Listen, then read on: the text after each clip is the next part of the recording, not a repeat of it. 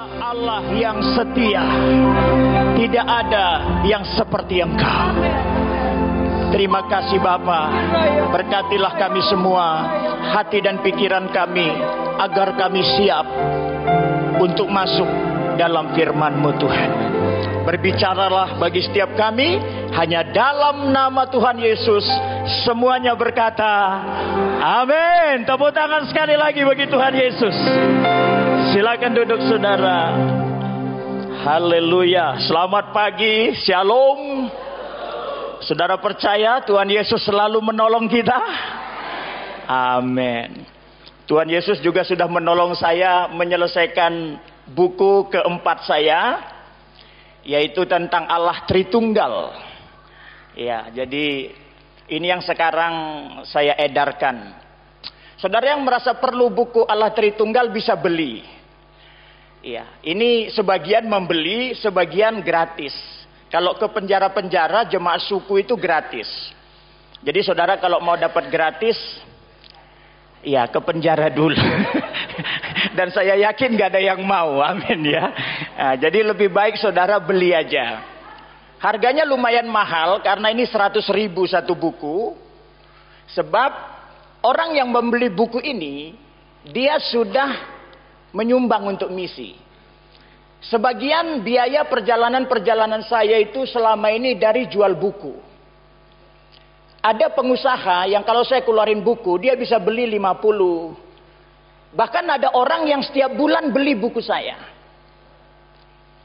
Ada yang beli 1 juta satu buku. Terakhir kemarin ada yang beli 300.000. Jadi buku saya ini bisa 100.000, bisa 1 miliar harganya. Iya. Karena saya bukan jual buku sebenarnya. Saya membagi firman, orang beli buku saya, dia sekaligus memberi untuk misi. Jadi tanpa batas. Saudara yang beli 100.000, saudara udah kasih 50.000 untuk misi.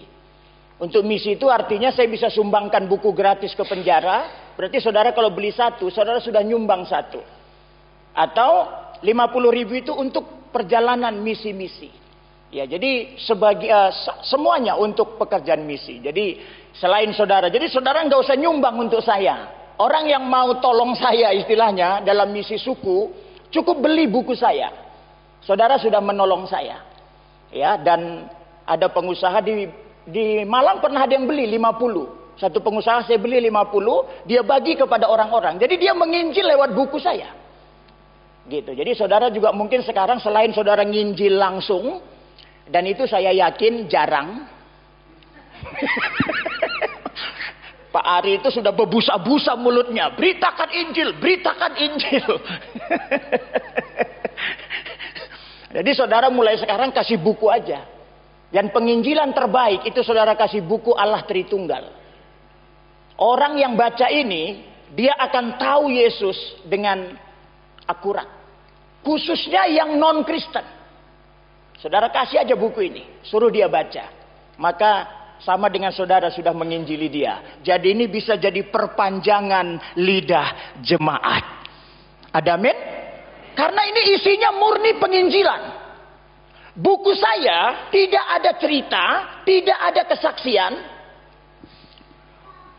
Semua buku saya itu inti firman Tuhan. Saya sudah banyak sekali baca buku, dan supaya tebal, itu penulisnya cerdik, antara cerdik dan licik. Sebab kalau kita baca bukunya, dari dia turun dari pesawat, makan di restoran, itu semua ditulis. Ya tebel. Saya kalau tulis itu, 5 kali ini buku saya. Semalam saya turun dari kereta. Turun dari kereta orang berbondong-bondong. Itu aja udah 10 lembar kalau saya tulis. Jadi buku saya kalau orang mencari mainan yang begitu, nggak ada di buku saya. Makanya dulu ada buku penulisnya Rebecca Brown. Itu sangat laris.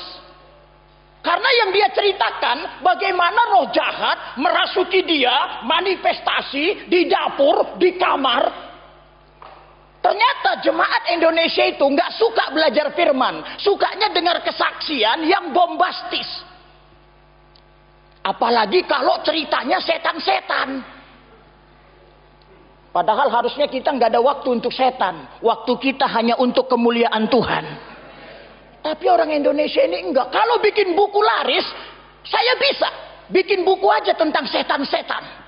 Semalam jam 2 malam, malam-malam saya bangun, saya ke kamar mandi, dan saya melihat ada bayangan putih. Itu laku keras itu.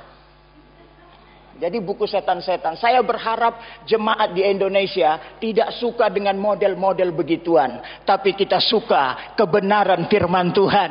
Iman harus dibangun di atas kebenaran firman Tuhan. Ada amin? Ya, jadi nanti saudara yang merasa perlu beli buku ini. Saya ini sisa tinggal 3. Tadi 4, saya kasih 1 buat Pak Ari. Karena semua gembala yang saya melayani itu saya kasih gratis. Bukan karena gembala nggak mau beli. Tapi rasa hormat saya. Jadi Pak Ari juga sebagai kehormat. Semua gembala, bukan hanya Pak Ari. Teman-teman saya, semua saya kasih gratis. Jadi tinggal 3, tapi besok akan dikirim ke Malang dari percetakannya. Jadi saudara yang perlu, ya kalau 3 orang ya dapat 3 ini. Tapi kalau enggak, tapi nanti pasti ada. Saudara yang belum dapat buku, nggak usah bayar. Nggak apa-apa. Haleluya. Bahkan ada juga yang lupa bayar. Sampai hari ini ada 2 alamat saya kirim buku, dia lupa bayar sampai sekarang. Dan saya nggak ingetin. Cuman jadi doa saya, Roh Kudus ingatkan dia tuh. Karena orang Kristen itu gitu ya, suka lupa bayar utang ya. Nggak apa-apa, semua kemuliaan untuk Tuhan. Tepuk tangan bagi Tuhan kita yang ajaib. Mohon doakan buku saya selanjutnya akan keluar, Amanat Agung. Ya, itu buku kelima. Mohon doakan. Sekarang lagi proses ya. Baik, haleluya. Kita hari ini tema firman Tuhannya sistem keuangan. Jadi saudara beruntung hari ini. Karena hari ini kita belajar cara menambah uang. Mari katakan, cara menambah. Sekali lagi, cara. Saudara mau uangnya nambah? Loh kok kayak diajak kaya aja kok susah ya jemaat ini ya. Saudara mau uangnya nambah? Amin. Wah Pak, masa di gereja ngomongin uang Pak? Loh Alkitab itu 70% tuh ngomongin uang. Perjanjian baru itu 70% kaitannya itu dengan uang. Bahkan orang diuji keimanannya kepada Tuhan itu setelah diuji kepada uang. Itu ukurannya gitu. Nah, makanya sebenarnya kalau saya bicara di gereja tentang uang, itu saya belak-belakan. Saya termasuk pendeta yang belak-belakan. Jadi saya nggak suka kalau kita mensamar-samarkan anugerah, berkat. Padahal dalam otaknya perlu uang gitu loh. Jadi nggak usah menyamar-nyamarkan. Ada waktunya kita perlu bicara tentang uang di gereja. Amin guys. Loh iya, jadi jangan tabu bicara uang. Toh Alkitab yang memberikan inspirasinya. Kalau nggak ada di Alkitab, saya nggak berani ngomong. Cuman kita kadang-kadang ini malu-malu kucing gitu loh. Pura-pura nggak mau gitu. Wajahnya nggak mau, tapi dalam hatinya mau banget. Gitu. Itu kekurangan orang Timur dengan orang Barat. Kalau orang Barat itu belak-belakan. Kalau orang Timur itu karena penekanannya sopan santun. Sopan santun itu seringkali melawan kebenaran. Makanya orang Indonesia itu hatinya nggak batu, hatinya karet. Dan itu lebih rusak, lebih susah firman mengubah hati karet. Kalau batu dipukul masih ada bekasnya. Kalau karet dipukul membal. Memang kelihatannya lembek, nggak sekeras batu. Iya. Ini biar kita hati-hati. Saudara itu dibentuk oleh lingkungan Anda. Ini pengaruh lingkungan dari kecil. Hati-hati. Sementara kita dalam Tuhan, ada materi firman Tuhan yang berlawanan dengan itu. Jadi saya anjurkan sebagai orang Timur, mari kita lebih terbiasa belak-belakan. Ada amin? Mari terbiasa dengan belak-belakan. Kalau masakan istri nggak enak, bilang aja kurang enak. Jadi jangan enak kok. Lo itu kan bohong lah juga nggak enak kok. Karena basic kita itu sopan santun. Orang sopan itu, penipu paling ulung itu semua sopan. Nggak ada penipu itu dengan kriminal, dengan cara belak-belakan tuh nggak ada. Makanya penipu tuh ada istilahnya, kalau kami di penjara itu nyelemnya dalam. Itu istilah itu penipu paling ulung tuh, nyelemnya itu dalam, kayak nggak ada yang nyelem. Penipu paling ulung itu di depan dia itu kayak sahabat karib, tapi di belakang dia tusuk kita. Itu konsekuensi sopan santun. Saya nggak bilang nggak sopan ya, tapi terbiasalah. Makanya orang Barat, apa dampaknya? Lebih total. Orang yang banyak enak nggak enak itu nggak total. Alkitab itu ngajarin totalitas. Ya di atas ya, tidak di atas. Bukan ya di atas, tidak. Kita orang timur itu banyak ya, di atas tidak gitu. Bawahnya tidak, di atasnya iya gitu loh. Mukanya senyum lihat orang, tapi hatinya kapan mati sih orang ini gitu. Jadi ya di atas ya, tidak di atas tidak. Itu belak-belakan. Dan orang Barat lebih terbiasa dengan itu, seperti itu. Jadi nanti endingnya totalitas. Dan Tuhan kita itu Tuhan yang total, bukan Tuhan yang setengah-setengah.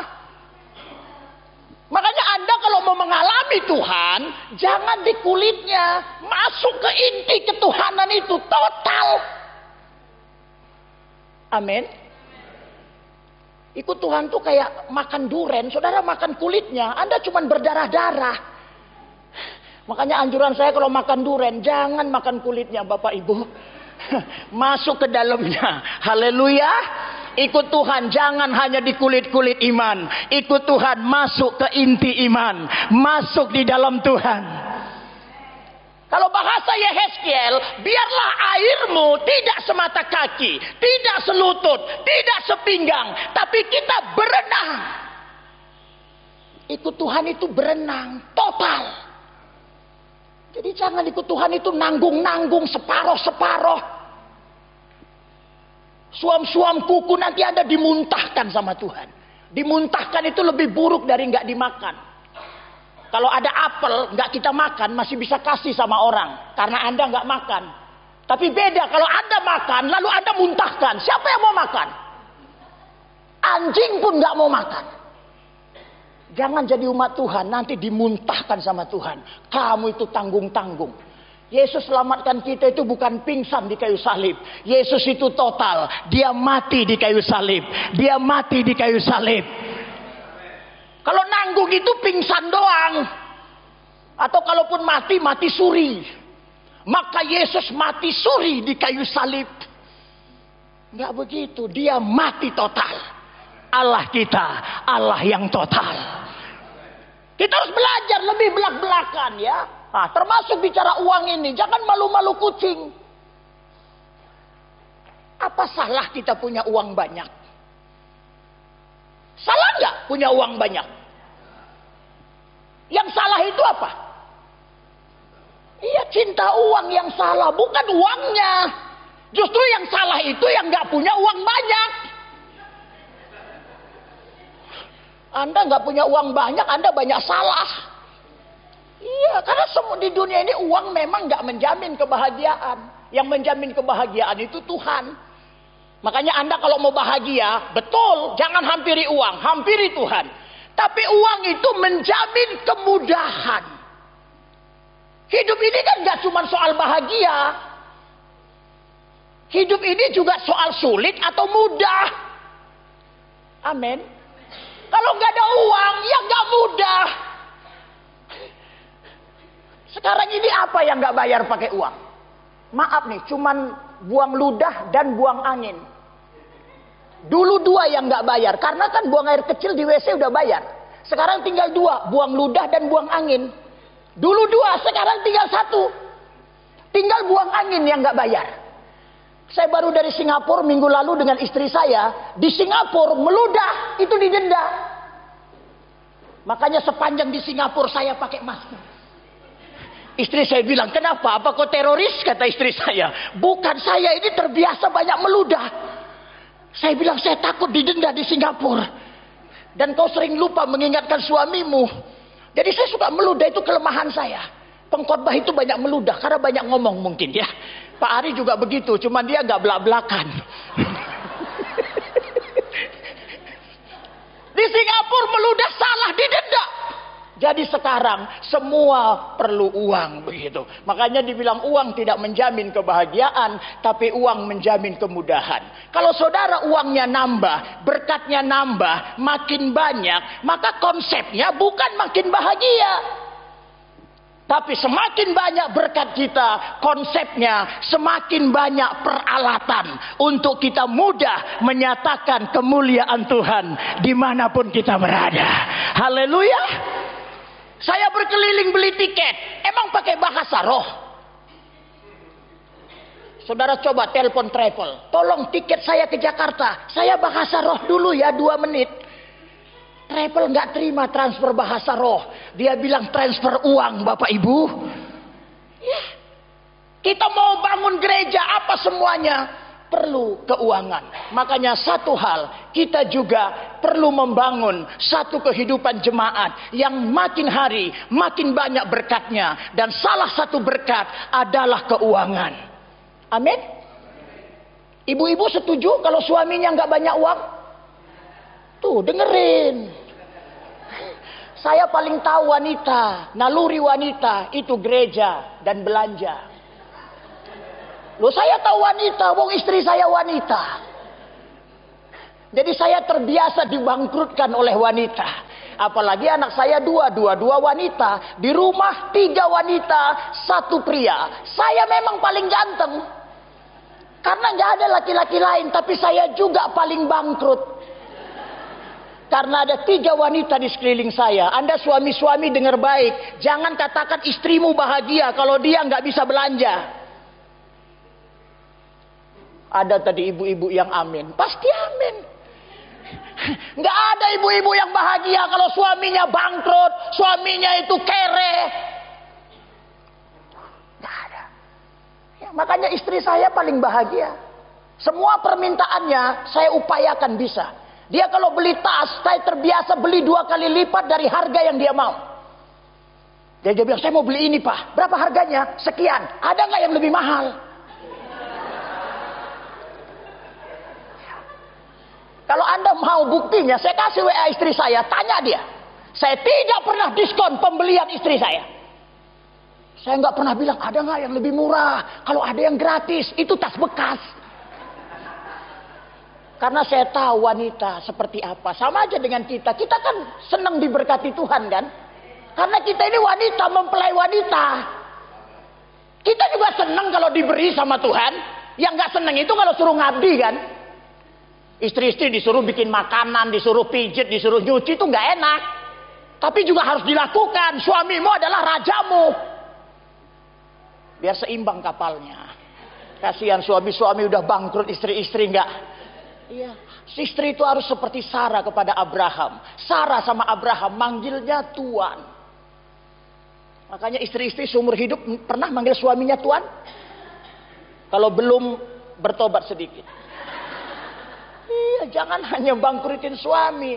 Jadi bangunin pagi itu, Tuan, sudah pagi Tuan. Haleluya. Suami Anda adalah raja Anda. Hormati suami Anda lebih dulu dari pendeta Anda. Anda lebih baik tidak menghormati saya sebagai pendeta. Yang penting Anda menghormati suami Anda. Jadi jangan kalau sama pendeta takut salah ngomong aja takut karena pendeta. Tapi sama suami kayak gak ada takutnya. Hormati suamimu sebagai rajamu. Saya kalau istri saya udah belanja banyak, dia bikin saya bangkrut, bawa kantongan pulang ke rumah. Saya bilang jangan buka dulu, ada sesi selah. Di Mazmur itu antara ayat dan ayat ada selah. Dasar saya selalu Alkitab. Jadi kita masuk sesi selah. Apa sesi selah? Anak istri saya bingung. Saya bilang istri di sana, saya di sini, anak di tengah sebagai saksi. Istri sudah bikin suami bangkrut. Sekarang suami membutuhkan ucapan terima kasih dan harus menggunakan kata tuan atau sultan. Enak aja bikin saya bangkrut, nggak ada ucapan terima kasih. Maka istri saya mesti tunduk kepala. Terima kasih Tuan Petrus. Dan semua bangkrut itu serasa tidak ada lagi. Seperti wanita hamil yang melahirkan. Setelah melahirkan lupa sakit bersalin. Amin. Makanya saya kalau di rumah kadang jadi tuan, kadang jadi sultan, macam-macam. Kalau sudah bangkrut. Jadi ibu-ibu, terimalah suamimu sebagai tuanmu. Maka saudara akan diberkati luar biasa. Haleluya. Tepuk tangan bagi Tuhan kita yang ajaib. Ya, jadi uang itu tidak salah saudara. Cinta uang itu yang salah. Coba kita buka dulu 1 Korintus 6 ayat 8. Biar kita lihat ayatnya. 1 Korintus pasal yang ke-6.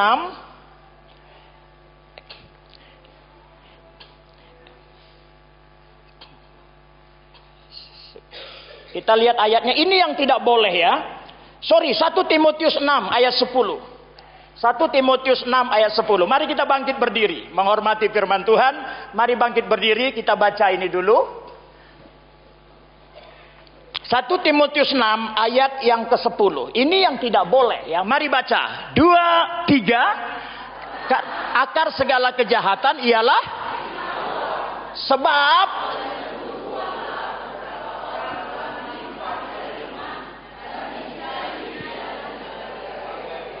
iya, silakan duduk. Jadi Alkitab mengajar yang salah itu cinta uang, bukan uangnya. Makanya pengajaran ini nggak membuat saudara dan saya memburu uang. Justru pengajaran ini membuat uang memburu kita. Gitu loh. Jadi caranya yang penting, bukan uangnya. Kita memang bukan teologi kemakmuran, tapi juga bukan teologi penderitaan. Jadi kalau saudara nggak ke kanan, itu nggak harus ke kiri. Ada kan jalan lurus. Amin. Ada orang kalau nggak ke kanan, taunya ke kiri. Kita kan bukan teologi kemakmuran. Ya kita juga bukan teologi penderitaan. Karena nggak ada jaminannya orang makin miskin, makin rohani itu nggak ada jaminannya. Saudara jangan ikut konsep agama lain. Kalau agama lain, iya ada agama. Tambah miskin, tambah rohani. Tambah rohani harus tambah miskin. Sampai rumahnya lantai tanah. Aduh, saya nggak mau pendeta yang nggak agama begituan. Karena pendetanya itu harus miskin. Saya mundur dah jadi pendeta.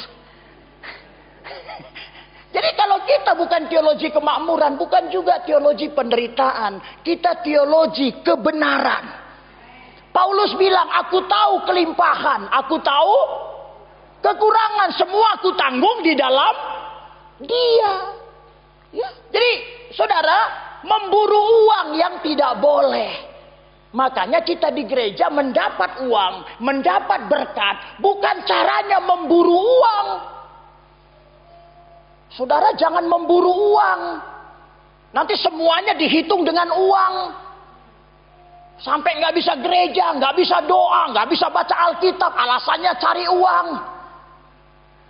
Cari uang itu salah besar. Uang yang cari Anda.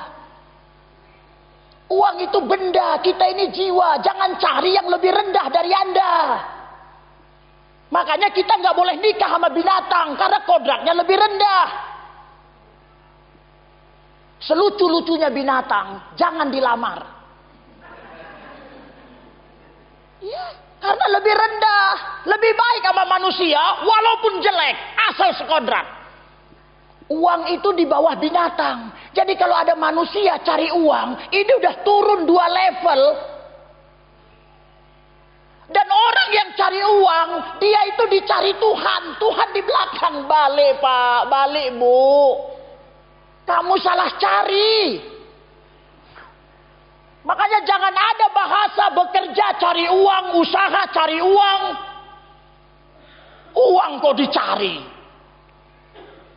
Alkitab nggak pernah bilang, dibilang itu carilah Tuhan. Amin. Carilah Tuhan, maka kamu akan hidup. Yang dicari itu Tuhan, kebenaran. Nah, kalau Tuhan yang Anda cari, Tuhan itu lebih tinggi dari kita, maka uang akan cari saudara. Di mana rumahnya Mbak Anis? Di mana rumahnya Pak Joko? Di mana rumahnya Pak Petrus? Uang yang nyari saudara. Haleluya. Selama ini udah dicari uang? Belum. Kalau ada orang belum dicari uang, itu tandanya dia belum mencari Tuhan. Oh, kami kan udah beribadah Pak, udah kebaktian. Coba periksa inti ibadah Anda. Anda betul-betul cari Tuhan atau ini rutinitas? Orang cari Tuhan tuh kelihatan dari nyanyinya, kelihatan respon khotbahnya. Kelihatan. Orang yang benar-benar lapar itu kelihatan cara makannya, betul? Jadi kalau ada orang makan juga kayak lempar-lempar sendok, acuh tak acuh. Nyanyi angkat tangan juga nanggung. Kenapa sih nggak angkat tangan aja? Kok nanggung-nanggung gitu loh? Nanti nampar anak baru tangannya panjang. Ya. Apalagi soal firman Ulangan 28, hendaklah kamu baik-baik mendengar. Bukan cuma mendengar. Jadi tolong kalau khotbah itu Anda jangan hanya mendengar. Anda baik gak mendengarnya? Ulangan 28, coba lihat. Maka berkat ini akan turun kepadamu. Ulangan 28 itu, satu pasal ayat 1 sampai 14. Tapi syaratnya cuma satu. Baik-baik. Karena banyak orang mendengar, cuman gak baik mendengarnya. Makanya ada pendeta gak mau khotbah kalau di depan bangku kosong masih ada. Anda numpuk di belakang semua. Kenapa sih gak ke depan? Emang Anda hangus kalau di sini? Katanya rindu sama Tuhan. Nanti giliran orkes dangdut di depan dia. Aneh gitu. Anda ini rindu Tuhan atau rindu biduan sih? Maaf ini ya, yang di belakang saya nggak tengking, cuman saya ingatkan aja. Dan kalau ada yang tersinggung, itu bagus. Saya kadang lebih suka sama jemaat yang tersinggung daripada yang nggak tersinggung. Jangan-jangan udah mati ini orang. Karena yang nggak bisa tersinggung itu hanya orang mati. Coba temuin orang mati, maki-maki. Dia slow aja. Jadi kalau saudara masih tersinggung, itu tandanya minimal kita masih hidup. Haleluya. Dan yang selama masih hidup, masih ada harapan. Ada amin? Ya, itu harus nyatakan saudaraku ya. Jadi cari Tuhan. Pengajaran ini mengajarkan kita untuk mencari Tuhan, mencari kebenaran. Khususnya dalam hal keuangan, kebenaran keuangan. Karena kebenaran itu ada menyangkut rumah tangga, ada menyangkut kesehatan, ada menyangkut keselamatan, ada menyangkut pelayanan. Nah, ada juga kebenaran yang menyangkut keuangan gitu loh. Dan kalau saudara paham konsep sistem keuangan, maka saya percaya jaminan firman Tuhan, keuangan finansial kita akan semakin bertambah, akan bertumbuh. Haleluya. Sehingga tadi saudara punya banyak alat. Saudara punya banyak alat dengan uang saudara. Jadi apa saja saudara bisa buat. Karena di gereja Tuhan itu Yesus.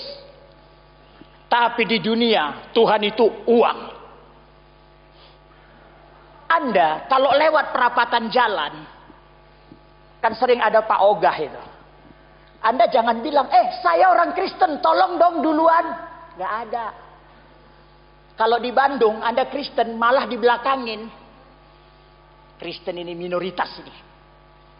Makanya di Bandung itu kalau orang naik angkot ke gereja bawa Alkitab itu nyari tempat duduk sulit. Biar Anda tahu. Sekarang masih mending karena reformasi. Dulu lebih parah. Kalau bawa Alkitab itu di angkot duduk aja sulit. Orang nggak mau kasih tempat duduk. Kalaupun duduk di ujung. Karena di sana yang menjadi Tuhan itu mereka belum mengerti Yesus. Makanya di sana uang yang jadi Tuhan. Makanya kalau ada Pak Ogah perapatan begitu, Anda nggak usah bilang Anda Kristen. Keluarin aja 10.000. Dan nggak usah lihat mukanya, lihat aja. Saudara bukan dipersilahkan duluan, Anda dipaksa duluan. Bukan karena Anda Kristen, karena Anda keluarkan 10.000. Amin nggak ini? Kok kayak nggak ngerasa ya? Iya, nggak pernah ngeluarin uang sih. Saya kalau di tempat makan langganan-langganan saya di Bandung, saya tinggal duduk, manis, nggak ngomong. Datang itu semua. Yang lain pada ngantri. Karena saya makan di warung Padang pun saya kasih tip. Yang lain nggak ada tip. Saudara dilayani di warung Padang, jangan Anda kira karena Anda saudaranya. Mereka hitung itu customer melalui tip. Siapa yang ngasih tip, siapa yang nggak kasih tip. Yang ngasih tip itu prioritas. Yang mau saya katakan, di luar sana itu yang jadi Tuhan itu uang. Jadi kalau Anda nggak banyak uang, Anda nggak bisa jadi Tuhan di sana.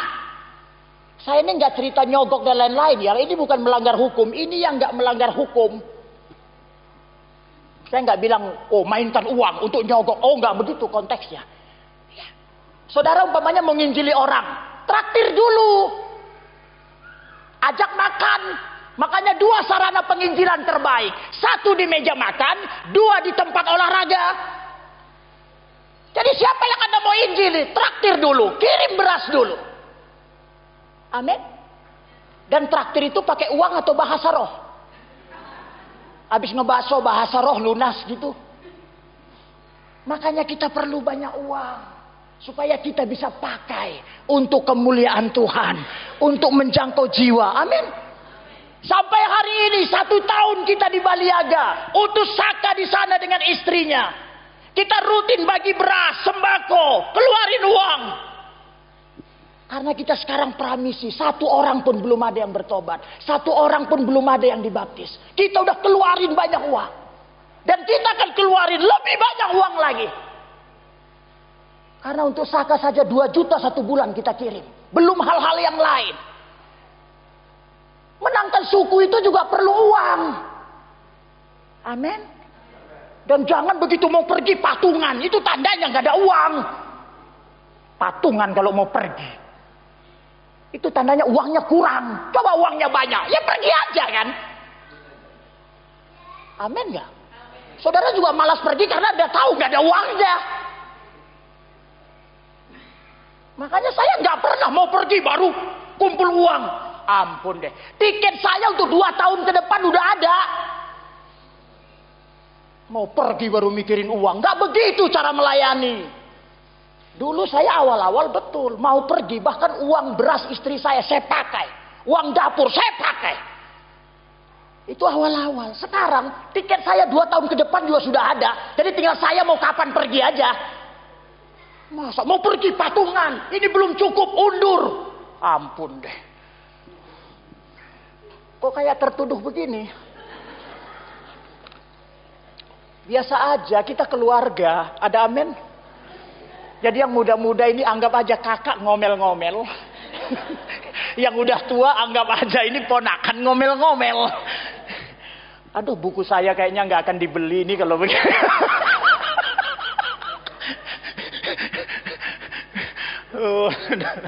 Jadi mari kita kenali sistemnya ya. Kita bukan memburu uang. Oke.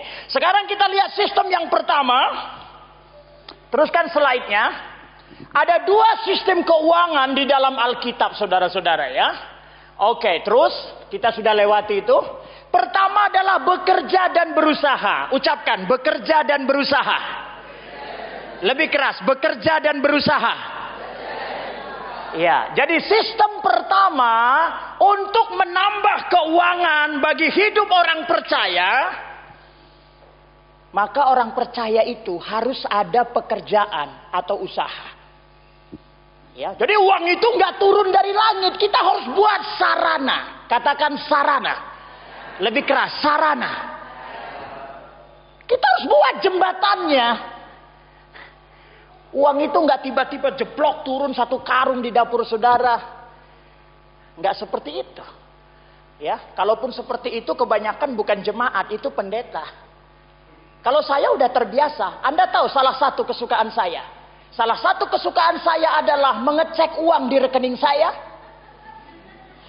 Dan saya bersuka cita kalau uang itu bertambah tanpa pernah saya nabung. Saudara sering ngalamin itu gak? Uangnya nambah, padahal nggak pernah nabung. Jarang ya? Iya, kasihan ya. Anda kalau tanya anak-anak saya, mereka tidak pernah paham rumusan hidup saya. Karena 80% biaya hidup kami itu dikirim oleh orang yang saya mungkin 5 tahun gak ketemu, 10 tahun gak ketemu. Kami diberikan rumah oleh orang yang sampai hari ini saya gak tahu siapa orangnya.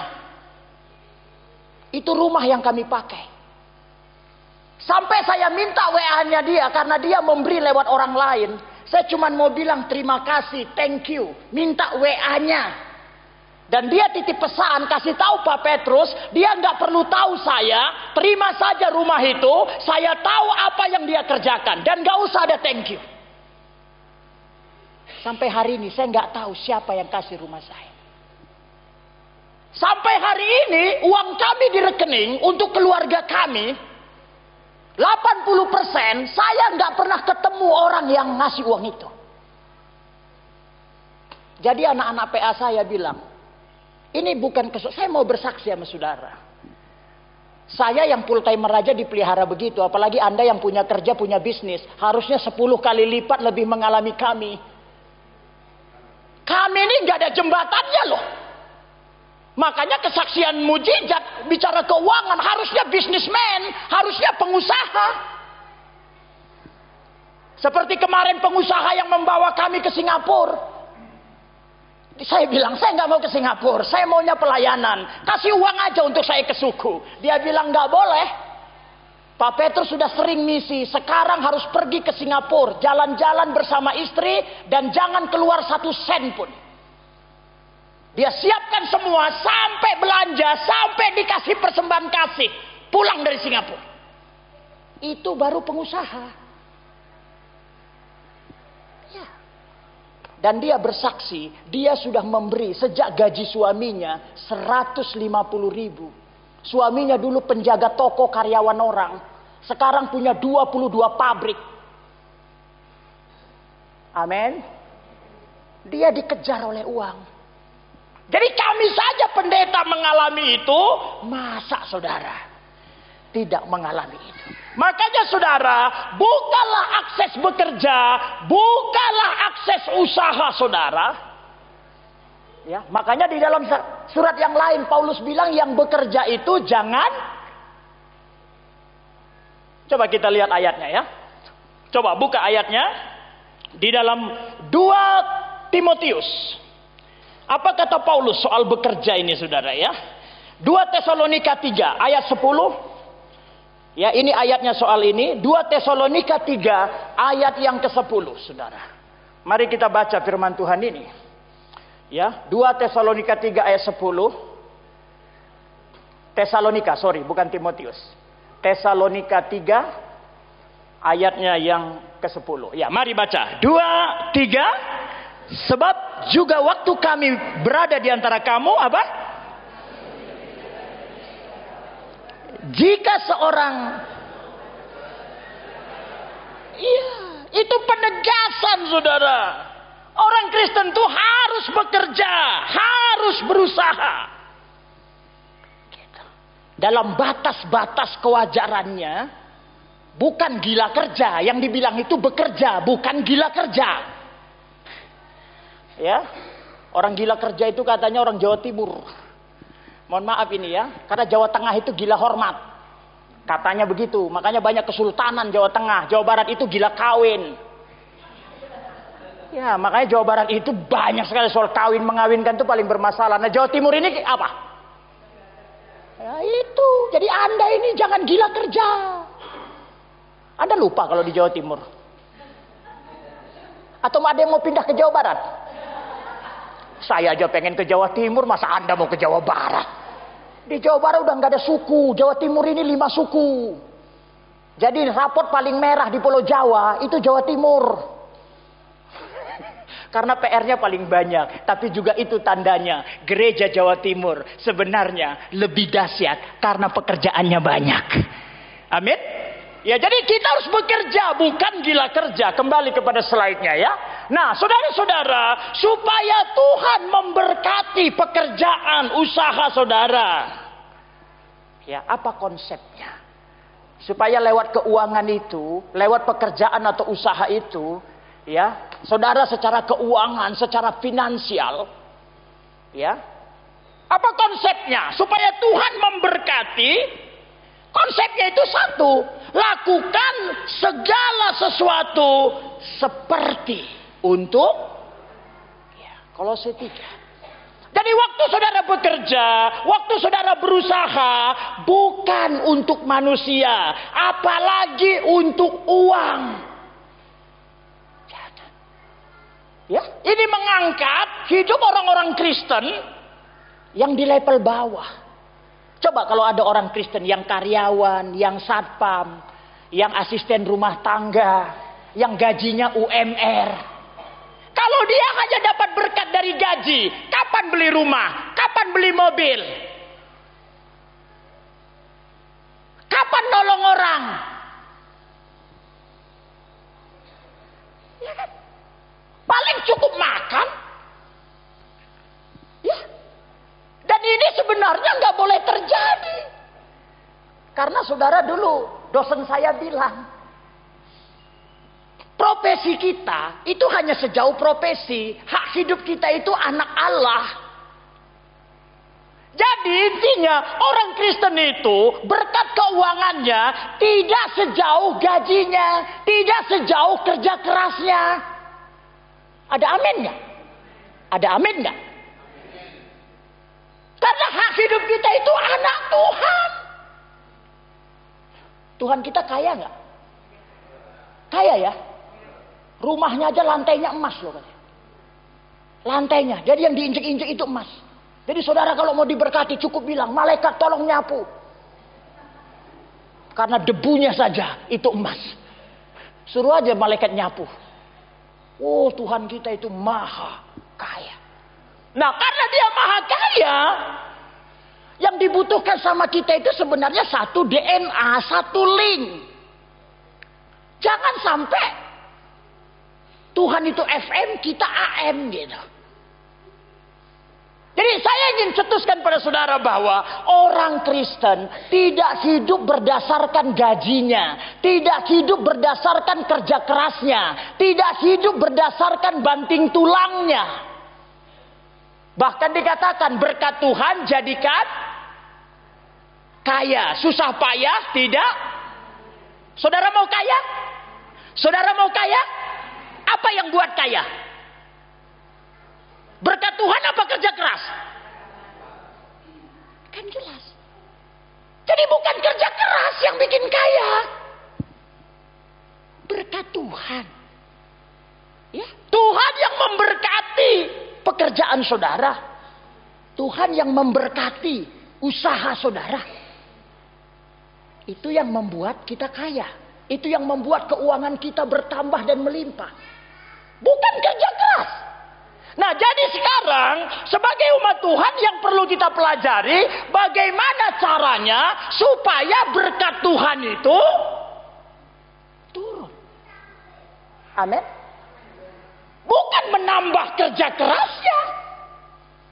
Karena biasanya, kenapa sih dibilang berkat Tuhan jadikan kaya susah payah tidak menambahi? Itu kayak kontras. Itu kayak bertentangan. Karena orang yang makin kerja keras, makin gak di dalam berkat. Karena orang yang terlalu kerja keras itulah memburu uang, mencari uang. Akhirnya gak ada waktu ibadah, gak ada waktu berdoa, gak ada waktu baca Alkitab, apalagi penginjilan. Jadi terlalu banyak orang Kristen ini mengandalkan kerja kerasnya. Makanya minimal dalam mentalitas, tolong Anda jangan bergantung sama tanggal Anda gajian. Tolong Anda jangan bergantung kepada harga-harga keuntungan yang Anda jual. Tolong sekarang saudara punya paradigma. Aku ini anak Tuhan. Bapakku ada di surga. Dia maha kaya. Dan dia punya cara memberkati kita semua. Lupakan dulu tanggal-tanggal itu. Jangan bergantung pada hal demikian. Ada satu anak Tuhan di Bali. Dulu saya dengar kesaksiannya. Dia hanya cleaning service di satu kantor. Tapi dia ke kantor naik mobil BMW satu seri sama direktur di kantor itu. Direkturnya datang naik BMW, dia datang naik BMW. Direkturnya ke ruangan direktur, dia cleaning service, nyapu dan ngepel. Apa yang salah? Dan dia nggak berhenti. Karena dia mau tunjukkan, aku anak Yesus yang diberkati. Jadi jurupel, ini hanya profesi. Jadi Anda kalau jadi cleaning service, jangan mentalnya hidup dari gaji cleaning service. Anda sudah mengkat berkat Tuhan itu. Udah kalah dalam paradigma. Anda kalau paradigma aja sudah kalah, setanlah yang tepuk tangan. Tertipu dia. Tertipu lagi, tertipu lagi. Saya kan pendeta. Mungkin pendeta digaji. Saya bahkan gak digaji. Mungkin pendeta hidup dari amplop khotbah. Oke, saya terima amplop khotbah. Walaupun separuh saya sumbangkan. Sekalipun semua amplop khotbah saya gunakan, gak pernah cukup untuk hidup kami. Gak pernah. Saya nggak usah buka-bukaan di sini. Saya tahu berapa gereja ini, gereja itu. Saya khotbah di gereja-gereja pusat. Paling besar persembahannya 2,5 juta sekali khotbah. Itu pun cuma 1-2. Paling banyak gereja besar 1,5 juta. Paling standar 500.000. Minggu cuma 4. Berapa kali 500? 2 juta. Oke lah, seminggu 2 kali khotbah 4 juta. Kapan anak saya kuliah? 4 juta tiap bulan. Gak cukup makan. Gak bisa punya mobil. Gak bisa punya rumah. Faktanya kami punya semua. Jadi kalau saya mengandalkan khotbah sebagai... Ini juga menegur banyak pendeta. Banyak pendeta mengandalkan gaji gereja. Banyak pendeta mengandalkan amplop khotbah. Kalau saya ngandelin itu, mungkin saya bisa kesini itu 5 tahun sekali. Menabung dulu. Apalagi sekarang tiket tambah naik, tambah lama lagi nabungnya. Jadi kalau Pak Ari tanya, kenapa gak kesini? Belum waktunya Tuhan. Ya. Saudara, mari kita punya paradigma, punya cara berpikir. Sebab prinsipnya berkat kita tanpa batas. Haleluya. Jadi yang perlu kita pelajari, oh berkat Tuhan toh yang jadikan kaya. Susah payah ini nggak menambahi. Maka kita belajar rumusan, gimana caranya biar Tuhan itu memberkati. Caranya sederhana sebenarnya. Dan itu bisa kita taruh dalam sikap hati kita. Sebab cara kita diberkati Tuhan, kalau kita mengabdi untuk Tuhan. Kalau kita bekerja untuk Tuhan. Ada amin? Yang gaji saudara kan kepada siapa saudara bekerja? Ada amin? Saya nggak pernah itu, saya khotbah di gereja Pak Ari, lalu gereja sebelah yang ngasih amplopnya gitu. Nggak begitu. Saudara kan digaji kepada siapa saudara bekerja. Ya. Dan saya mau bilang sama saudara bahwa dimensi di gereja, di bisnis dan bekerja itu sama. Jadi saudara jangan punya konsep begini, oh kalau di gereja itu cari Tuhan, kalau bisnis usaha cari uang. Ini juga sudah membatalkan berkat. Ya, karena itu dimensinya sama. Kenapa sama? Karena sekarang beda dengan perjanjian lama. Kalau perjanjian lama, bait Allah itu gedung, tempat. Makanya yang disucikan itu tempat. Di perjanjian baru, bait Allah itu tubuh kita. Makanya yang disucikan hidup kita. Ada amin? Karena bait Allah itu kita, berarti kemanapun kita, itu adalah kita. Dan kita yang sama. Ada amin? Apa berbeda saudara di gereja dengan saudara di usaha? Tidak, itu kita yang sama. Kalau di zaman perjanjian lama betul, di gereja cari Tuhan, kerja cari uang. Karena bait Allah belum mengalami pembaharuan. Di perjanjian baru sudah mengalami pembaharuan. Bait Allah itu diri kita. Berarti dimanapun kita, hidupnya sama, standarnya sama, kemuliaannya sama, mujizatnya sama, dan berkatnya juga pasti akan sama. Haleluya. Tepuk tangan buat Tuhan kita yang ajaib. Oleh karena itu saudara, konsep saudara ke gereja harus sama dengan konsepnya di bekerja dan usaha. Di gereja cari Tuhan. Kalau di usaha harusnya cari Tuhan juga. Amin. Kan itu saudara juga. Kalau enggak berarti saudara itu munafik. Beda di gereja, beda di usaha. Dan yang begitu nggak bisa Tuhan berkati. Makanya semangat saudara bekerja, semangat saudara usaha harus sama dengan semangat ke gereja. Prinsip-prinsip yang kita gunakan di gereja harus bersifat sama dengan prinsip yang kita gunakan di usaha dan bekerja. Ini basicnya. Nah, karena itu segala sesuatu yang kita kerjakan seperti untuk Tuhan. Luar biasa ayat ini digunakan kata seperti. Kalau seperti untuk Tuhan itu berarti penerimanya bukan Tuhan. Makanya seperti untuk, karena penerima langsungnya itu bukan Tuhan. Dan bukan di rumah Tuhan.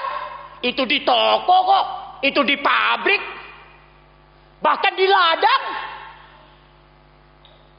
Kenapa kalau di gereja ini kita nyanyi segenap hati, memberi segenap hati? Karena di sini memang untuk Tuhan. Jadi kalau di sini aja Anda nggak sungguh-sungguh, waduh, mau di mana Anda sungguh-sungguh? Makanya saya bilang kalau di rumah Tuhan aja nggak bahagia, mau di mana lagi kita bahagia? Mau di rumah siapa lagi? Rumah Tuhan itu rumah solusi. Anda ke rumah siapapun di jemaat ini, saya yakin rumah Anda itu rumah masalah. Jangan bilang enggak, saya udah 30 tahun jadi pendeta. Sudah ribuan rumah jemaat saya datengin. Dan banyaknya ngomong masalah. Makanya saya nggak terlalu suka ke rumah jemaat. Cuma dipaksa sama bapak ini. Nggak tahu, saya juga bingung kok dia suka banget ke rumah jemaat. Kalau saya lebih suka di rumah Tuhan. Rumah Tuhan nggak ada masalah. Rumah Tuhan memberi solusi. Makanya Anda kalau di rumah Tuhan aja nggak bahagia, Anda mau di mana lagi? Berarti roh Anda itu sudah rusak. Nonton sinetron bahagia, kongko-kongko bahagia, giliran di gereja pengen cepet banget pulangnya. Kalau rumah Tuhan aja nggak bahagia, udah parah kita ini. Harusnya kita nggak pengen pulang. Paulus itu khotbah 5 jam. Sampai ada pemuda yang ngantuk, jatuh dari jendela, mati. Tapi saya yakin di sini nggak akan ada yang mati, karena yang dengar semua di kursi. Besok kita sediakan jendela. Yang kira-kira sering ngantuk, kita suruh duduk di atas jendela. Biar dia mengulang Alkitabiah Rasul Paulus. Jadi saya sebagai pendeta pun tidak mau hidup dari peras keringat banting tulang. Gak mau. Karena kalau pendeta hanya hidup dari keras keringat, banting tulang, gaji gereja, amplop gereja. Hah, saya yakin anaknya nyari sekolah paling murah,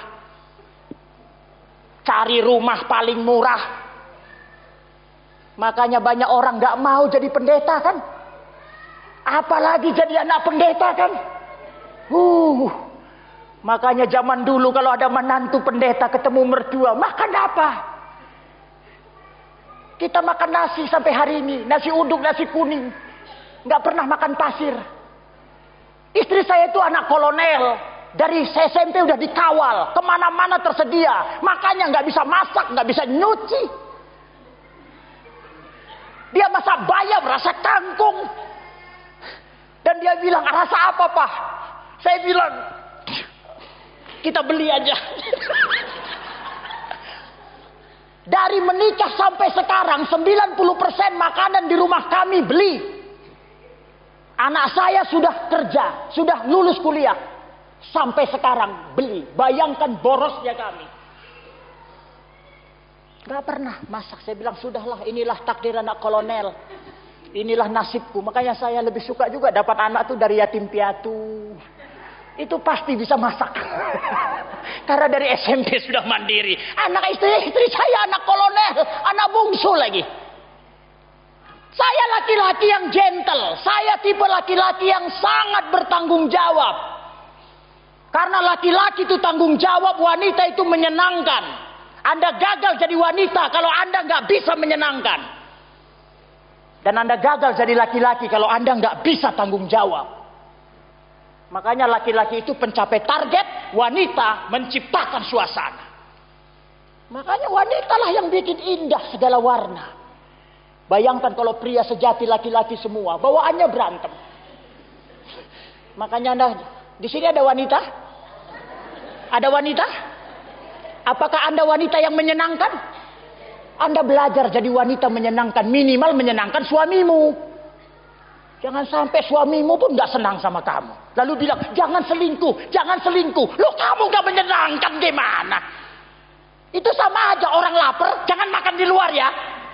Kasih makan dong, biar dia gak jajan. Dikasih makan dong, gak jajan, dilarang. Anda mau bunuh kami. Makanya kalau ada laki-laki selingkuh, saya gak bilang dia 100% salah. Wanitanya juga salah. Sudah dikasih makan belum? Jangan sampai suamimu di rumah lapar, kau larang jajan. Terus kami kemana? Di rumah nggak ada makanan, di resto banyak, tapi dilarang. Tolong berikan kami solusi, ibu-ibu. Dan Alkitab bilang punya istri harus cuma satu, mending kayak sebelah, ada solusi. Pintu satu tertutup, bisa pintu dua. Dua-dua tertutup, aku kawin 3. Ini nggak cuma satu-satunya loh Anda ini. Nggak bisa tuker. Doain cepet mati juga nggak boleh. Aduh, tolonglah ibu-ibu menyenangkan sedikit. Haleluya. Kalau istri menyenangkan, suami pasti pengen pulang. Karena istrinya bisa menghibur dia.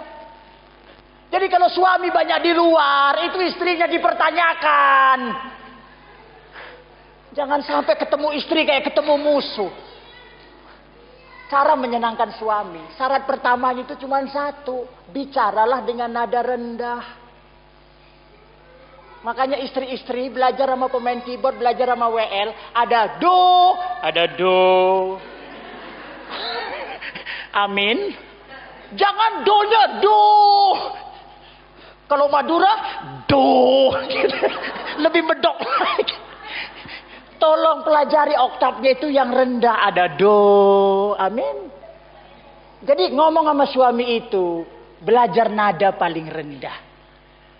Nah, jangan overtone terus. Ini suami bukan super grade. Kalau sama super grab, pedagang pasar, Anda mau tengking-tengking terserah Anda. Sama suami itu harus lembut. Suami itu raja Anda. Jangan songong sama raja. Pak, tapi suami saya nggak kayak raja. Udah terlanjur. Anda mau kemana? Mau tuker nggak boleh, doain mati nggak boleh. Jadi ya terima aja. Bangun kerajaannya. Haleluya. Makanya biar suami Anda memble bilang, "Papa dahsyat. Saya nggak pernah menyesal jadi istrimu, Pak." Wah, itu suami yang layu, Mekah. Karena dipuji sama istrinya. Saya kalau udah lama nggak dipuji istri saya, itu saya perintah. Kamu bulan ini belum puji saya, uang belanja jalan terus. Tolong puji saya sekarang.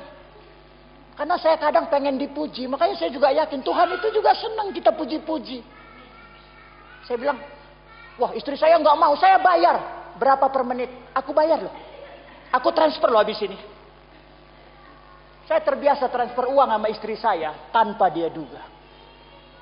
Saudara laki-laki cobalah, jangan kalau minta aja Anda kasih sama istri. Tolong dia nggak pikirkan, Anda kirim. Maka Anda akan jadi raja di matanya. Pria mana lagi yang aku cari? Ini nggak udah diminta pun masih nawar. Banyak amat sih mintanya. Jangan kasih dia kejutan-kejutan. Saya yakin udah jarang kasih bunga. Kalau saya banyak kasih bunga, sekarang agak berkurang karena banyak misi suku. Saya ini kan kelihatan nggak romantis kan? Kalau khotbah marah-marahan, karena ini suara Tuhan. Saya itu banyak kasih bunga sama istri saya. Ada satu jalan Dago di Bandung, selalu banyak penjual bunga. Setiap kali lewat, saya pasti parkir. Mereka bingung saya ngapain. Oh, papa kebelet ya, kata istri saya. Iya, kebelet. Saya turun, saya beli bunga. Dan saya nggak tawar bunganya. Jangan berapa, 50.000, 20 aja ya. Jangan tawar, langsung bayar. Karena ini buat istri. Saya kasih dia bunga. Dia cium pipi saya. Anak saya lihat. Itu menyembuhkan, membangun mental mereka. Anda kalau mau anak-anaknya tumbuh sehat, mereka harus lihat kamu romantis suami istri. Jangan giliran dilihat berantem, ribut. Makanya saya kalau ada konflik sama istri, diam dulu, diam. Ayo ke kamar, ke kamar. Mereka nanti dengar. Karena satu kali saya pernah marah sama istri saya. Saya pernah naik oktav dan saya marah. Dan itu terima dia. Ya bukan mengganggu dia, tapi justru lucu-lucuan. Jadi kalau dia marah sama mamahnya, dia ikuti marah saya. Gak boleh. Dia mesti lihat kita. Bukan dibuat-buat, bukan acting. Tapi memang kita harus begitu. Jadi anak itu paling happy kalau lihat papa mamahnya itu sehati, romantis. Amin. Kalau dia lihat berantem, apalagi yang cerai. Itu kayak Anda pecahkan mental dia. Dia langsung merasa gak berharga jadi manusia. Karena saya ini anak korban perceraian. Saya tahu rasanya. Jadi jangan sampai anak kita jadi korban yang seperti itu. Haleluya. Ada amin? Ada amin? Jadi secara paradigma pastikan mentalitas kita. Kita bukan dihidupi oleh tanggal, bukan dihidupi oleh gaji, bukan dihidupi oleh standar-standar pekerjaan. Tapi kita dihidupi sebagai anak Tuhan yang maha kaya, raja segala raja. Tepuk tangan bagi Tuhan kita yang ajaib. Saudara datang nanti sore ya. Sore masih saya ya Pak Ari ya. Oh, kalau Tuhan izinkan datang ya. Karena ini nggak selesai, ini baru 30% ini. Hah? Harus selesai dulu ya? Oh ya, saya sebutkan aja ya.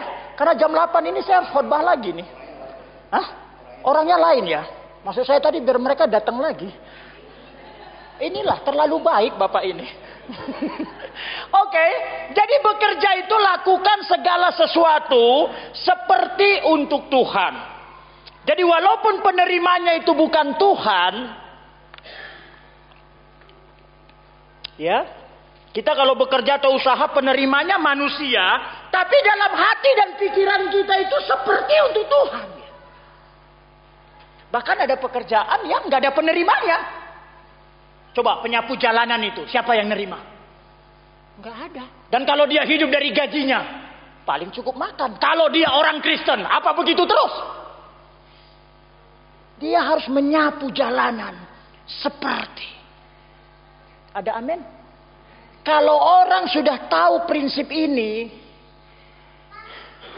tinggal tunggu waktu aja nanti.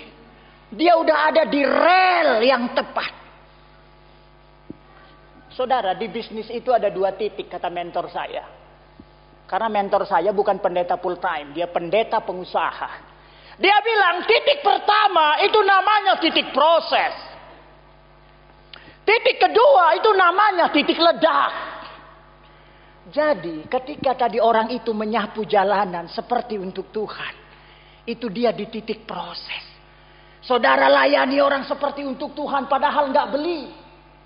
Kalau di Bandung Anda ke toko nggak beli, Anda dimaki-maki. Itu titik proses. Orang yang ada di titik proses yang benar, tinggal tunggu waktu. Satu kali punya titik ledak. Ada amin? Saya dulu ikut Tuhan jadi tukang parkir. Karena mama saya Muslim, saya diusir, saya nggak diaku anak. Saya tinggal di pastori gereja dan nggak tahu kerja apa. 3 hari pertama saya lapar, hanya makan pisang rebus. Dan di rumah pendeta itu beda sama Pak Hari, saya nggak boleh makan di situ.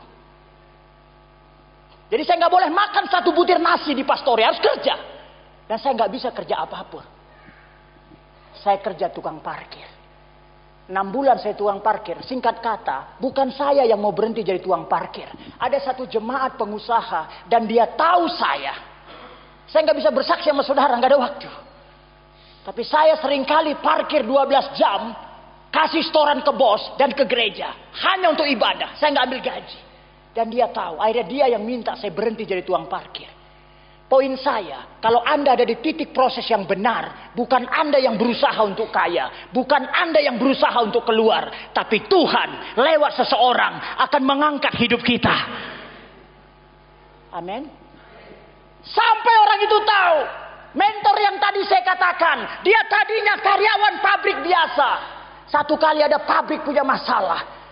Lalu kemudian orang ini mengajak dia join, dan syaratnya hanya 2. 1, mereka punya kasus, sebenarnya ini sama-sama pendeta. Pengusaha ini ditipu orang, tapi secara hukum dia salah.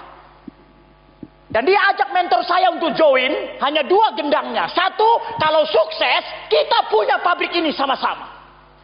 Tapi kalau gagal, kita ke penjara sama-sama. Mentor saya doa puasa, terima. Dan Anda tahu, 3 kali hakim mau ketuk, 3 kalinya serangan jantung. Sampai akhirnya dia ubah keputusan. Pendeta itu yang benar. Dan sejak saat itu, mentor saya yang tadinya karyawan pabrik, tiba-tiba jadi owner pabrik. Tepuk tangan untuk Tuhan kita, saudara. Anda jangan rasa ini dongeng. Besok Anda bisa jadi direktur, Anda bisa jadi pemilik pabrik. Asal Anda bisa ikuti titik proses dengan benar. Jadi kalau ada orang Kristen yang berlama-lama susah, ini saya takut tidak dalam titik proses yang benar. Daud itu membunuh 2-3 ekor kambing domba, itu titik proses, nggak ada yang lihat. Begitu dia bunuh Goliat, itu titik ledak. Yusuf menafsirkan mimpi anak-anak penjara, itu titik proses. Menafsirkan mimpi Firaun, itu titik ledak. Kenapa Anda kok nggak ketemu titik ledaknya? Apa yang Anda alami? Kok makan aja susah, sekolah susah. Walaupun saya tahu jemaat di sini makin diberkati, saya tahu. Cuman nggak boleh saya puji, karena Yesus nggak pernah puji muridnya. Biar Anda makin hebat, makin hebat. Saya salut lihat gereja ini. Saya tahu gereja lain lebih kaya, tapi nggak berbuat apa-apa. Anda bisa ke Tengger, Anda bisa ke Osing, Anda bisa bangun ini. Saya kagum sebenarnya sama saudara. Cuman saya nggak mau puji.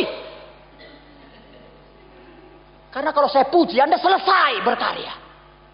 Yesus nggak pernah puji muridnya. Kalau salah disetankan.